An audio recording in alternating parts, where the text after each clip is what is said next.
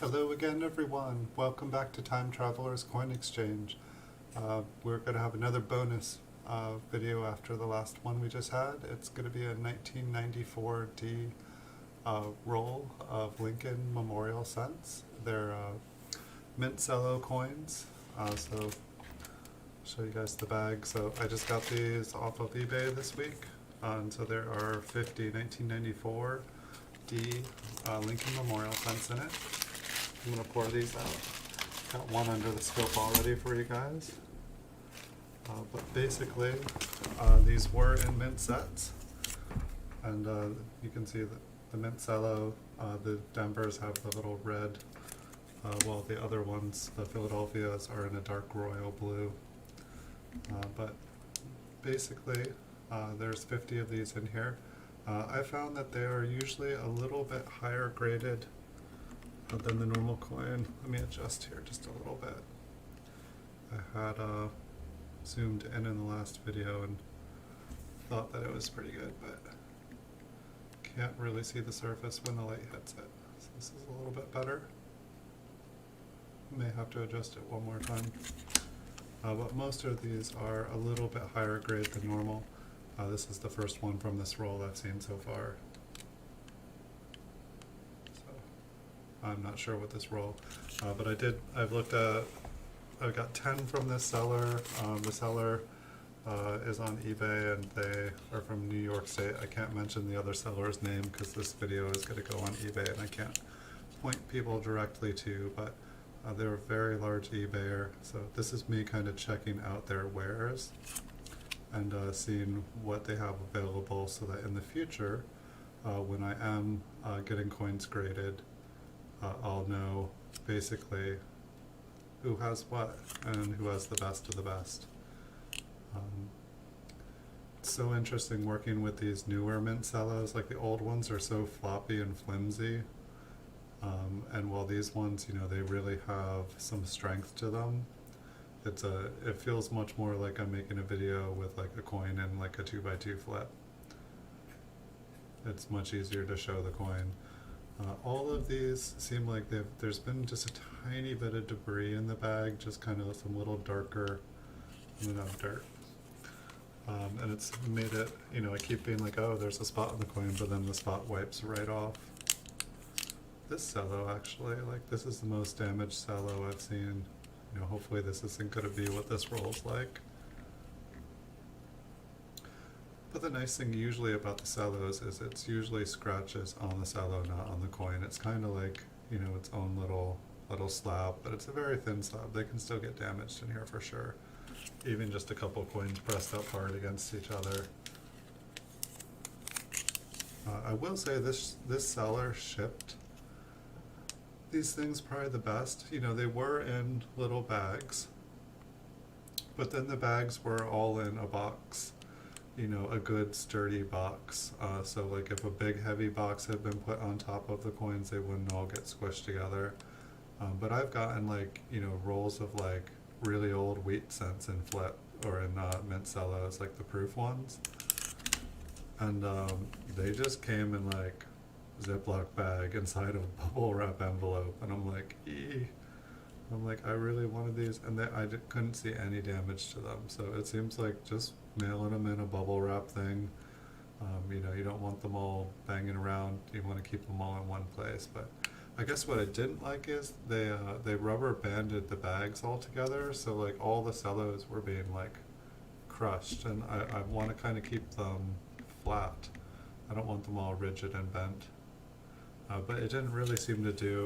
It did seem like some of them were kind of bending inwards, but it's like, if you can see, like these ones, like, you know, you bend them and they just go right back into shape. It's kind of, they're more like a hard plastic packaging like you'd find around like a device, like an electronic device you just bought.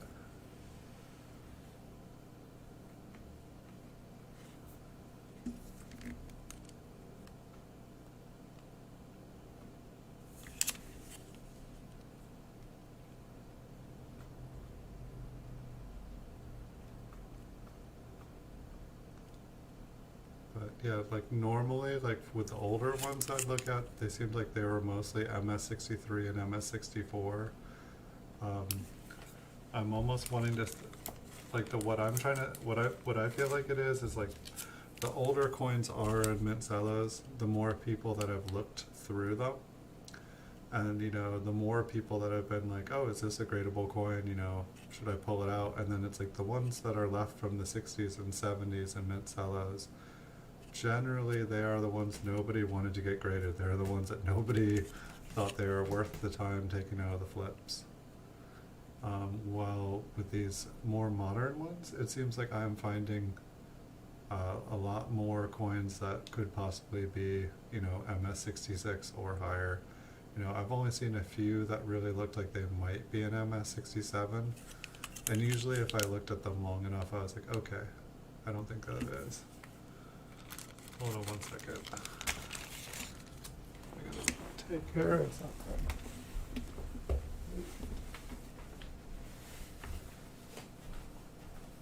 That's not very nice.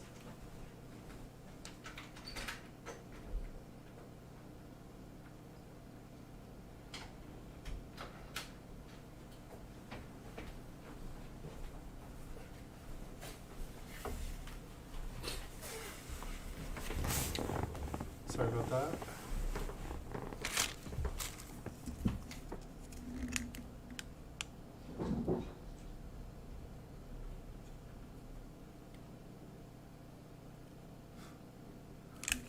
Is it a full moon again? Seems like we just had one.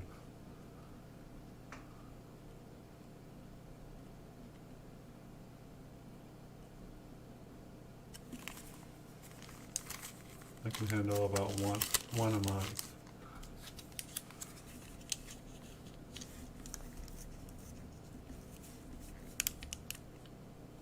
And maybe a blue moon like once a year.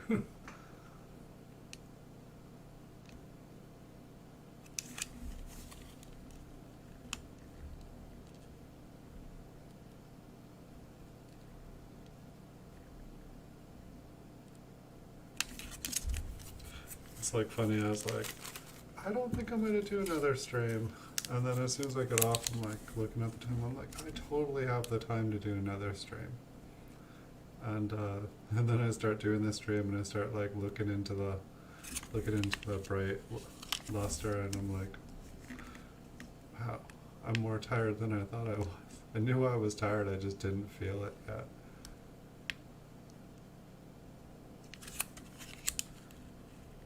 That one seems like the light is pretty tough on it. It's like really reflective. I know the plastic seems like it can be pretty blinding.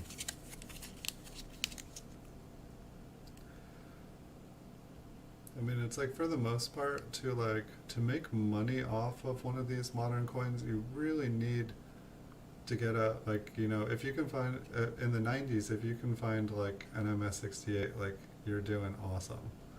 But it's not easy. And then it's like even a MS67 in the 90s, you're not looking at a ton of money. Like, it's probably gonna like cover its slab, and it's probably gonna, cover a couple of the ones that were like, it's maybe one other that didn't get an MS67. So it's like you don't want to even be sending in MS66s unless somehow you're able to get them graded by PCGS for like super, super, super cheap. I guess on the other hand, if you are skilled and talented enough to be able to sell high grade coins that are not graded, like if you have, the customer base to be able to sell, coins, like a coin is still, an MS67 is still an MS67, it's just fuzzball. It's just, without like it being graded by a neutral third party, it can be harder to sell it. If you have a good reputation and, people trust you, the hard part then is, once it goes from the person that has a good reputation and it goes from someone to someone who's just a buyer, then when that person who's just the buyer goes to sell the coin, all of a sudden it's their reputation selling the coin. And if the person looking at the coin doesn't agree with the grade, and that's why I like slabbed coins, is that there's just, you're basically, you're not only buying the coin, but you're buying like, 5 graders who all agree with the grade on the coin, and then you don't have to worry about how much a coin is worth, or I'm sorry, you don't have to worry about what a coin's grade is for the most part, but what that coin is worth, and you need to figure out a price, and then you just have to find someone that's willing to pay that price. And I've definitely found that like graded coins go for a lot more money. For me, just selling, like 99% of the coins I sell are graded coins. And it's just, I used to sell raw coins, and it was just way harder, and I had problems with sales. I would try to lowball everything when I was grading it. Sorry about that. But even doing that, it's still difficult.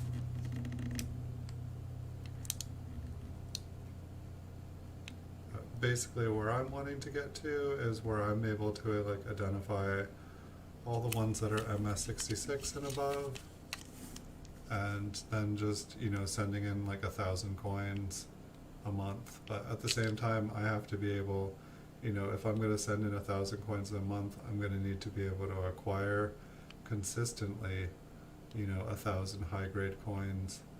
And it's like, where is the best to get 1,000? Do you buy them off other people? Do you find them all yourself, a combination? Do you go to big shows and just like pick up all the good looking stuff and send it in?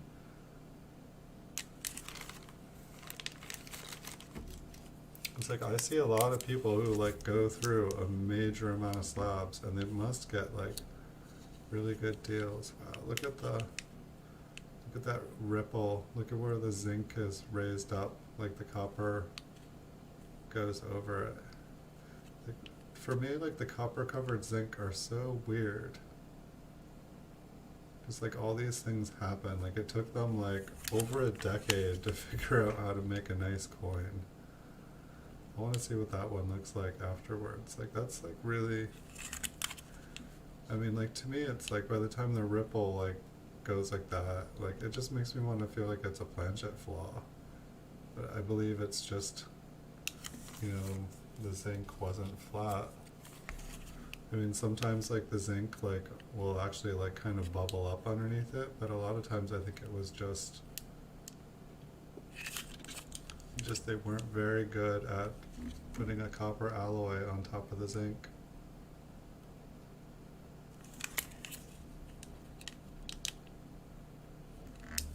I wonder how often that happens, or, I mean, that doesn't look like a die scratch. It didn't look like there were a million like that. I think it was just the planchet was like that.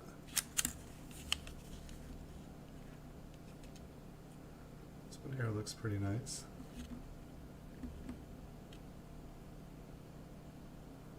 It's interesting that when the light hits it, like sometimes like these actually look almost kind of a little bit proof-like. Not quite. It's like, I feel like it's the way that the plastic reflects. It's like you get like dual reflectivity. You get the copper reflection and you get the plastic. It's definitely a different plastic than the older. I don't think it's just that the older ones have gotten handled more. If that was the case, the older ones got handled a lot.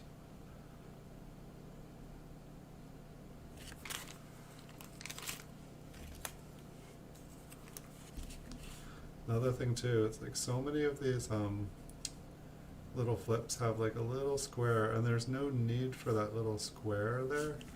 And so to me, like when I see things like that, like it makes me think that it's like a message from you know, the person like who went through these. Like it makes me feel like somebody, like an expert went through it, and anytime there was a coin that didn't meet their grade, they like put a little notch in it, and that little notch was saying, you know, sell it. But at the same time, when I look through these, I don't feel like I see, you know, so like this one's got not a square notch, but like a three-sided notch.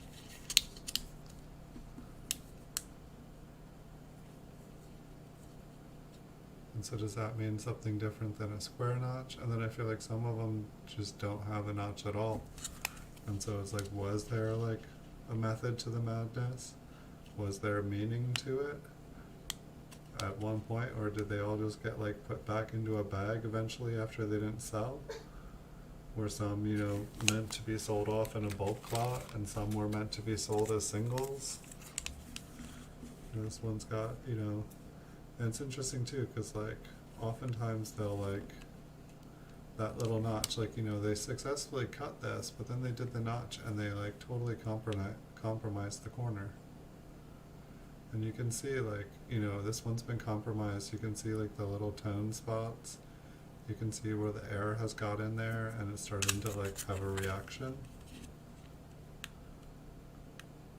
And so, you know, when I'm checking out different dealers, what they have for sale, these are things I'm looking at, like how they've taken care of the coins, like, you know, what the plastic Mint Cello is on the outside, what it's like. Is it all scratched up? Is it damaged? Is there, you know, signs that it was kept in a clean environment? Here, this one hasn't compromised, which is nice. And it's like, it looks, you know, when we put the light on it, it looks a lot nicer. The ones that have been compromised, and granted, they can react just with the air that's in them, but when they have like a steady stream of new air, they seem worse off for it.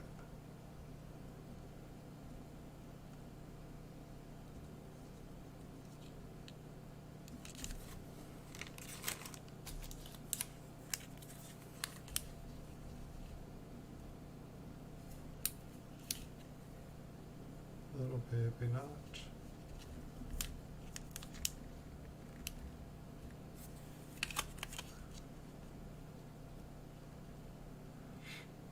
Feels like the 1990s were a little bit better, but it seems like every decade, let alone every year I look at, it seems like different years are plagued by different problems. It does feel like they started to make nicer looking memorial cents. You know, they still haven't fully figured out how to make a nice flat surface when they have the copper covered zinc. But a lot of these, you know, they look like they have, you know, way less scratches than coins from the 80s and the 70s. They do obviously have like way less environmental stuff, but I think that's just because, you know, being in 1994, this is only 26 years old instead of 36 or 40 years old. Like these definitely feel like a bit above what you would find in your pocket change or if you opened a roll from the bank.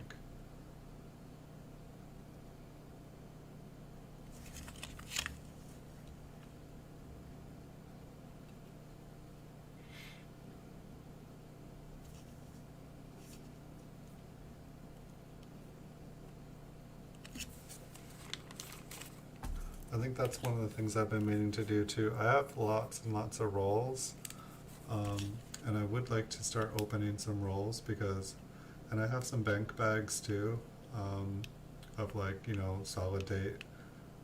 Like I've got a 1979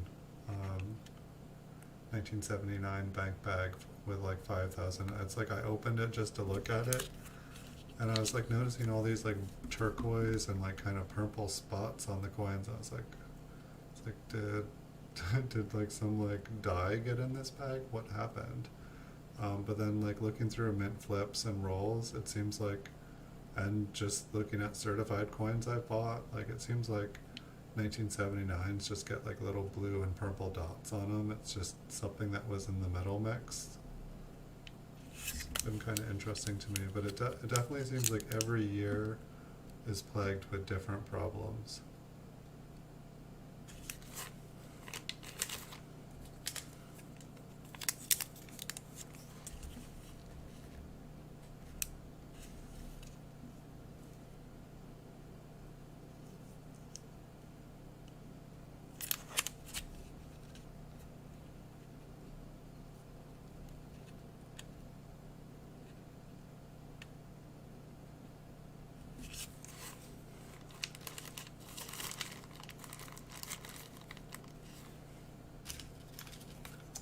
I'm cruising through these. See if we can find any other cool looking ones too. We'll definitely look at that like giant rippled one here at the end.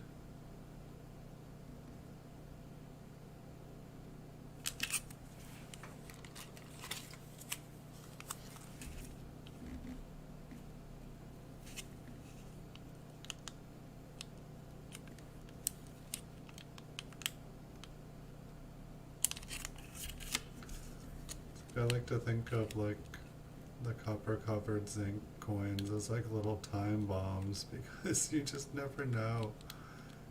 Like the zinc is just not a very stable metal, and it's like you just never know when it's gonna like just decide to like corrode and ooze out. It's like I believe that they did this to like try to save money. Because it costs, zinc is so inexpensive in comparison to copper. But the whole idea was that, you know, they were spending too much money making pennies, and so they were trying to think of a way to do it cheaper. But the thing is, like, the zinc coins, they decompose, you know, they fall on the ground, they just disappear, they rot away. You know, old copper ones, you'll come by with a metal detector 50 years later and it'll still be there. Like the zinc ones, like they disappear fast. And so from my understanding, like, you know, they did it to save money, but instead they're making like billions more of them because they don't last. Anything happens to them and they get gross. You know, and once they get gross, people, you know, people don't put them in a penny pot at home. They throw them out instead. They're like, I don't want to touch that penny.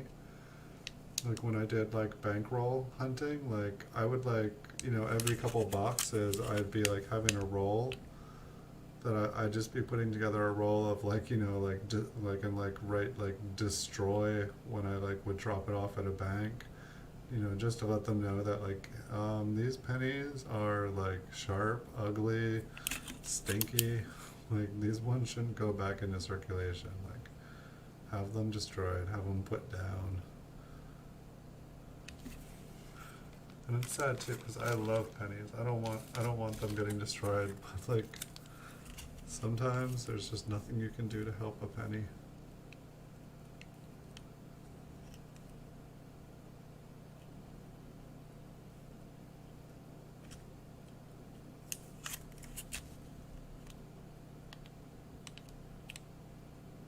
Yeah, we're gonna need to do some like straight up roll searching.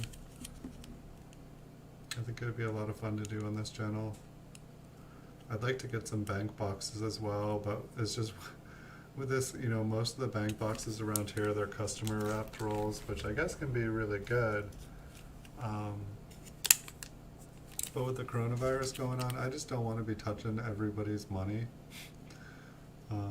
You know, it used to be, you know, I used to be like, oh, it's kind of gross. Your hands would get filthy afterwards. I loved it, don't get me wrong, but like, it's like now it's just like, I don't know. I guess I'm not going out. I'm kind of sheltering in place. I'm following the rules. I know not everybody is. But it just means that, you know, now that I have my life in order in this new world here, I can make more videos for you guys. No one I know is upset that I'm not coming out and playing. It's like perfectly socially acceptable for me to just stay home and make videos for you guys on YouTube. It's awesome. It's the hermit's life. Hermit life for life.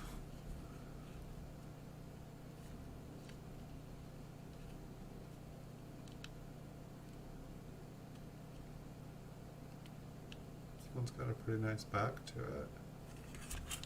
What's the front? Don't feel like anything stood out.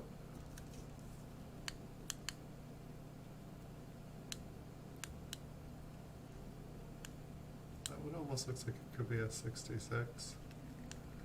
Can't tell, it almost looks like there's some zinc rot on the mint mark though. It's like every time, yeah, like every time I think that I'm like, oh, is that an RPM? It's like they get like, we'll take a look at that at the end here when we zoom in. But it's like I'll see ones with the zinc and I'll think it's an RPM, but it's not. It's just it's a place where it's machine damage. It's where you can just see the zinc right through.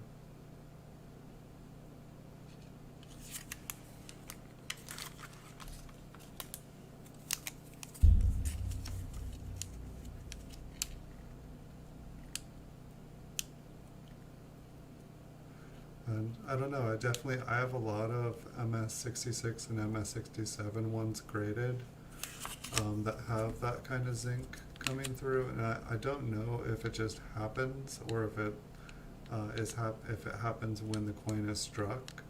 But if it happens when the coin is struck and it still gets graded at MS67 even when you can see the zinc, it's good to know when you're looking at raw ones whether, oh, does this kill the grade of the coin? Does this kill the value? Or it's just accepted. 1 second.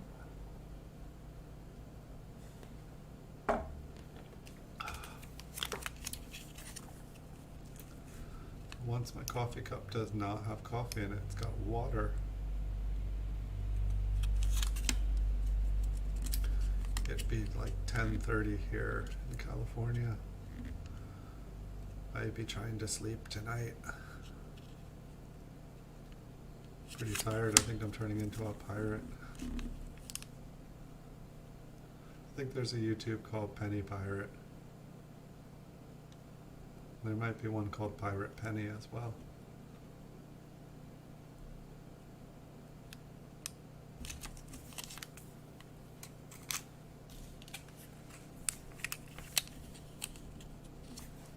Yeah, I need to find like a lamination error where Lincoln looks like a pirate.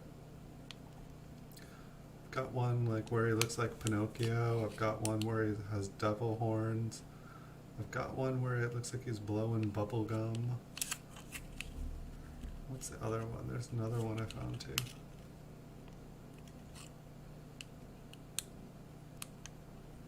I really like finding coins that have like the lamination error, but it makes it look like something.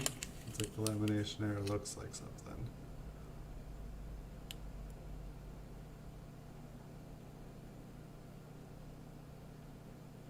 I wonder what actor looks most like Abraham Lincoln.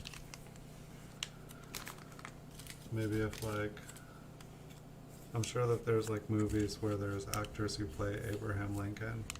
And you could be like, look, this penny looks like this famous actor. It's like,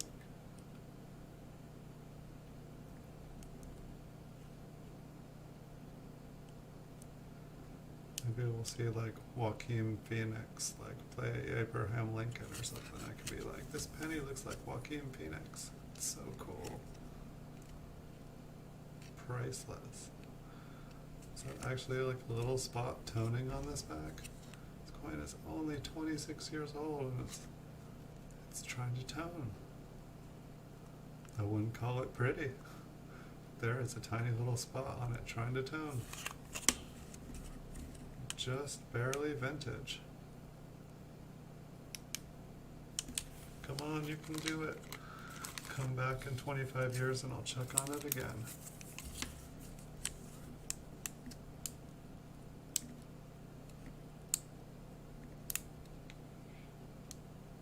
So how's everybody doing tonight? Are you guys having a good night? You guys have a good weekend? pretty nice weekend here. Didn't get to make quite as many videos as I was hoping to, but that is okay. I will make up for it this week, but we did get up to 4,000 coin videos, and I felt pretty good about getting to 4,000 coin videos. Now we just need to get to 5,000, and hopefully get to 10,000 by the end of the year. I think that sounds like a really good goal, to get to 10,000 coin videos.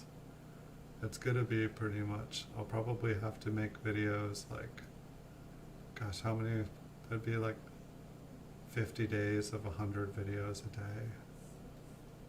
100 days with 25, I could do that. No, that's only 2,500. 200 days with 25, I could do that.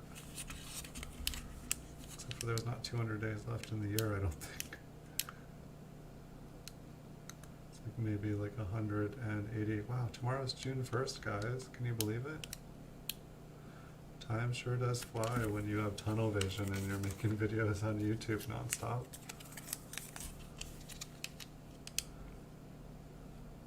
Yeah, we got some more little tone spots. For me, it's just a curiosity here more, like, you know, it's like the little tone spots for the most part are probably like not, you know, helping the value of the coin for sure. But it's just, you know, it's learning more about, you know, it's like I see like toned coins, like, you know, ones that are like a year old or 2 years old graded by PCGS, and I'm like, how is that already toned? Like, how, that coin cannot be stable if it did that since it was made. But so for me, this is kind of interesting, just like trying to like see how, you know, I'm pretty sure since these are all in their Mint Cello still, that this is their original color. It's just interesting to like see how things naturally happen. If I own these, if I still own these coins in a couple of years, I can come back and check them and see what they look like. I wonder if anybody has ever done like a video, like come back and like taken a picture like every year and like watched it, like its progression as it toned.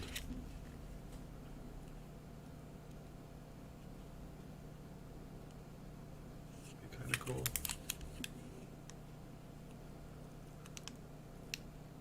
So it's getting kind of some spotting on it.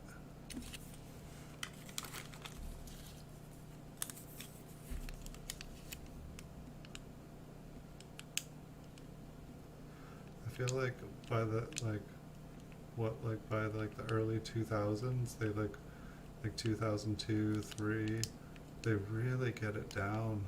They start making absolutely beautiful Lincolns.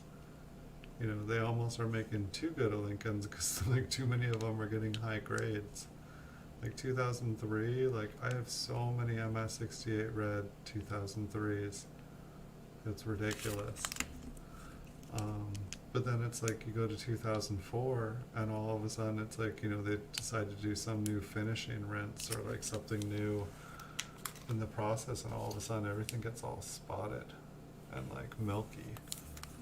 And then 2005 it gets worse, and 6 it gets worse, all the way up to like 2010 basically, and then it seems like around 2011 all of a sudden they get it down. But it seems like there's just these little pockets. It's like, you know, when someone starts to do too good of a job, like someone in the coin collecting like community must be like, you know, can somebody go and like, you know, put some quality control and mess up the quality control? Like these coins, they're not rare. We need rare coins, not nice coins.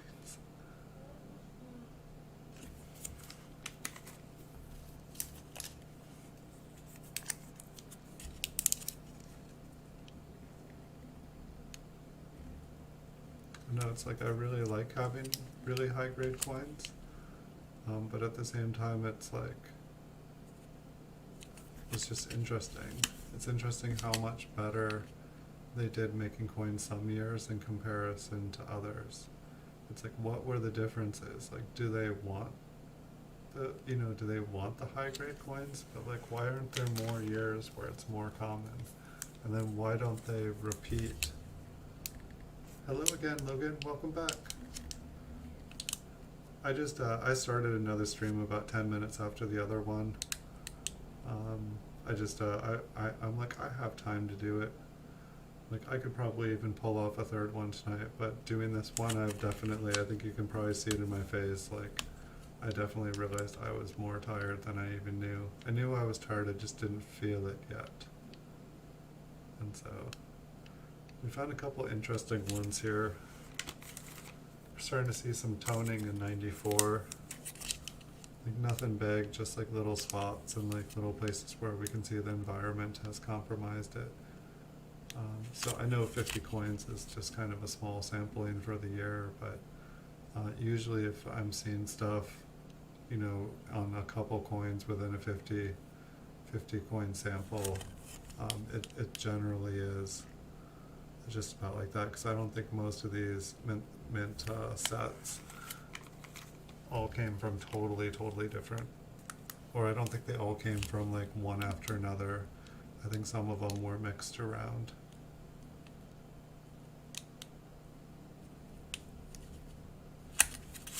I've definitely noticed with other bundles of coins, it's like you just start to see what the problems are with different years, and it's like you just kind of get used to it, and you get able to like kind of look around them, because when there's known problem for a coin, then it's like you're looking for the ones that don't have those problems. But then sometimes some problems are more forgivable. Like, if I tried to find a problem-free coin from like 2004 to 2010, I wouldn't be finding anything that I would think was gradable. It's just they have known issues with them, and it's just that's what an example of that date and that mint looks like. It's gonna be 1 in a million finding the one that doesn't have like a spot on it for those years, or 10 spots. It's just some coins are made better, some years they did better jobs.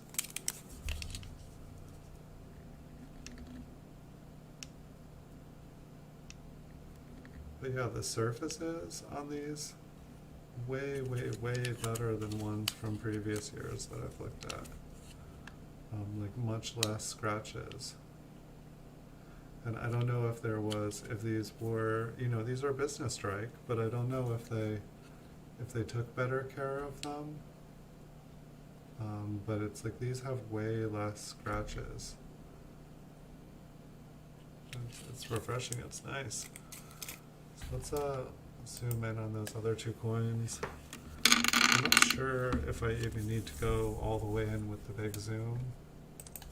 We'll turn on the light here.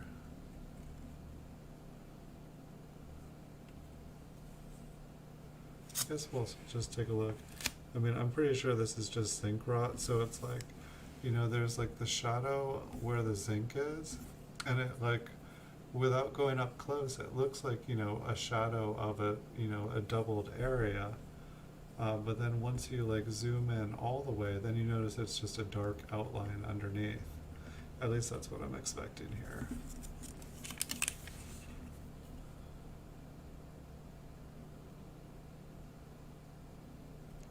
See what I mean? It like, it totally looks, like an RPM from another date, but then when you zoom in and you actually look at what it looks like, it's where the zinc is coming through. The zinc is just a darker color, so it gives the contrast. It's, I don't know, it's kind of interesting. So that looks like there was some machine damage when I zoomed out. I'm not sure if that was really there. Some of these are definitely more reflective. It's just funny because like, look how nice and crisp everything else is. Like, it's like when I look at like the wheat pennies from the 50s, it's like the nines just look like they were like made with clay and all like smacked together. Let's see, and the other one, I might zoom out for it. We'll just see what it looks like. So like there was just this like huge ridge of metal. It's like you can see it there. But I think if I zoom out one focal, we'll probably be able to see the depth.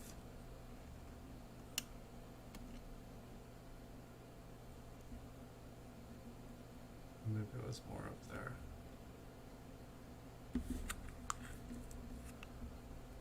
And so this one, it just has like,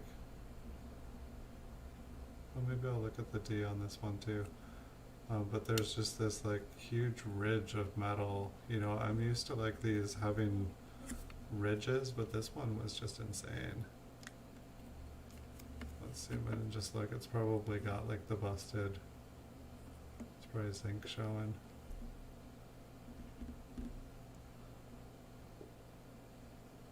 Yeah.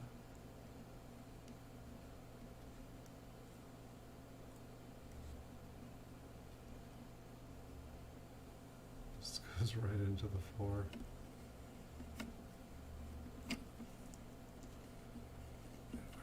Oh, the microscope is spinning. Why can't I zoom out?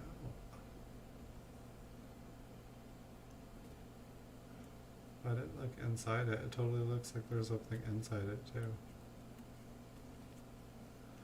Probably just more zinc.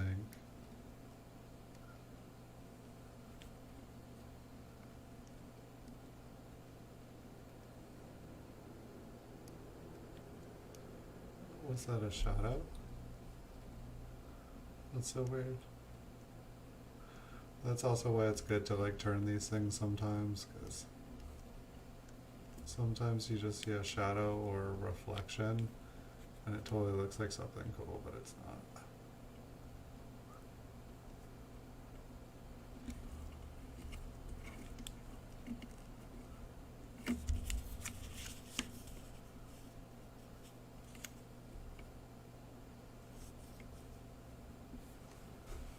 It's like a spike. It's funny though, like it looks so much bigger there until like I zoom in, and then it just, and then when I zoom in it doesn't look nearly as big.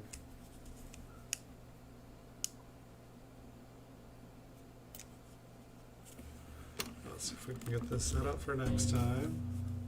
So it looks like tomorrow, if I'm able to do a bonus stream, I have the matching pair of 1994 Philadelphia.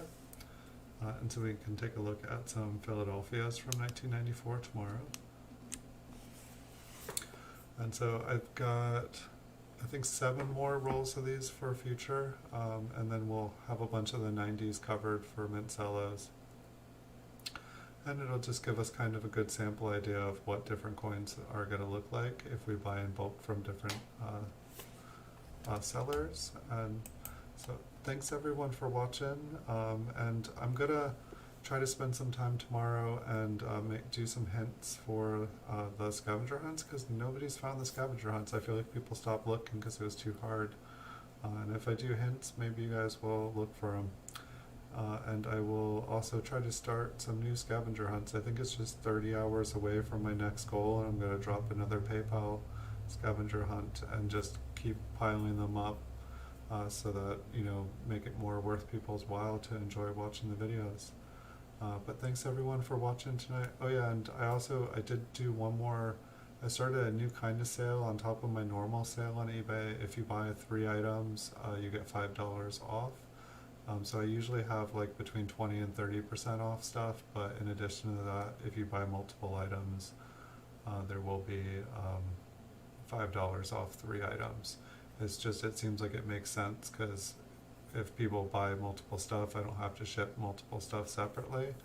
But I have free shipping on everything, so it's not like I could reduce the shipping, but I can reduce the price because I don't have to pay for shipping, which is normally basically built into the price of things when I sell them. But so I wanted to share and let you guys know that, because I know that eBay doesn't always advertise things the best.